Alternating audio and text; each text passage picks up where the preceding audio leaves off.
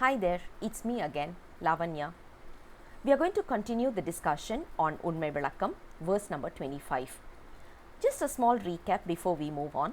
If you remember, the disciple went up to the Guru and asked a very tricky question, but asked in a very simple manner.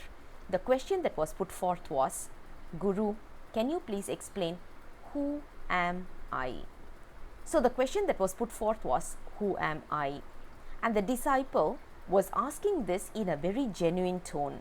So the Guru started explaining this particular concept of who am I. So in the earlier verse, Guru was explaining like there are three things in this world. One is called as God, which is the Almighty, and the other one is the soul. There's a number of souls that is there in this world, and then the third one is the non-living things. So he is going to explain the third aspect today in verse number 25. So let's look at the continuation. thaththuvangal aarum thammai endru ariyaa, eththanmai ennil iyamba suththamaam suvaiyum ariyaathu kooril avai ivai pol kol. He gives a very simple analogy because our human brain is designed in such a way you can relate to concepts whenever there is an analogy that is given, and the analogy must be something relating to what we are living in as of today. And the analogy that is put forth is very simple. He explains the taste. As of today, at least in Tamil tradition, we call it as 6 tastes, but in English there are only 5 tastes that they are able to identify, and the 6th taste they are not able to comprehend that. But for us in Tamil, in our tradition, we always try to make our each and every meal with 6 tastes. The reason being that there is a scientific reason for this. Each and every taste kindles certain operational factors in our body. For example, if you eat a lot of spicy food, your eyes will reflect according to that.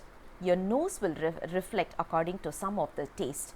Sweet, some of the taste buds will react to it. And liver functioning, as well as, that's why when you say, a very practical example you will be able to see. If we are having too much of a indigestion problem, right, when we are suffering with indigestion, the first thing we will be craving for is a sour taste. You will feel like, I want to eat something sour, I want to drink something sour.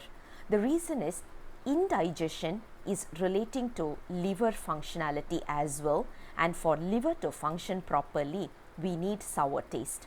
This has been identified so many years and decades and centuries back by the Tamil gurus.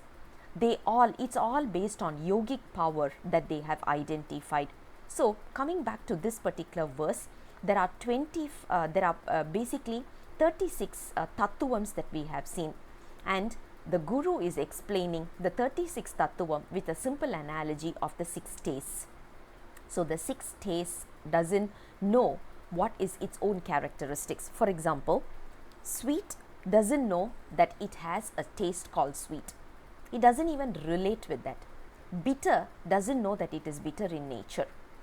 Does a car realize that I'm a car and I'm helping one person to move from one location to another location? Does a flight realize that it is always going to fly in the air and it is picking up passengers from one destination to another destination? No, because those are all non-living things. It doesn't have any intelligence of its own. Now we may ask a question. How about algorithmic intelligence? Remember, algorithmic intelligence is planned and designed and developed by human being. So human being is the brain behind there. The software doesn't create for itself. So we can talk about the algorithmic intelligence, which is learning without a teacher. Yes, learning without a teacher is also programmed. So whenever you look at the root of it, it is always coming from human beings. So if you look at it, the intelligence in the non-living things are not natural in nature. So as the taste doesn't know what is its own characteristics, non-living things around us doesn't know what are the characteristics among themselves. That's the same way how the 36th tatthuvam doesn't realize its own characteristics. Eyes doesn't relate that it must look, and the characteristic associated with that is to see things and perceive things. Imagine our eyes will be staring at something, glaring at something, but when our mind is not in that particular position, in that particular place, in that particular space, our eyes will just be staring at something in a very plain manner without even registering what we are looking at. We will be in a movie theater.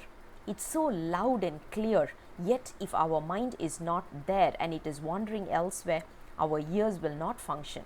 Which means the tatthuvams are designed in such a way that it doesn't know its own self and it doesn't perform its own functionality. If that is true, imagine a situation, a lifeless body. The eyes should function by its own self, right? But it doesn't. A dead body doesn't see anything. It doesn't hear anything. It doesn't feel anything. That's why it is called as dead body, because the life in it is gone. Now, that is the same logic we are using here. The taste buds doesn't know its own characteristics. Similar to that, the tatthuvams doesn't know its own self.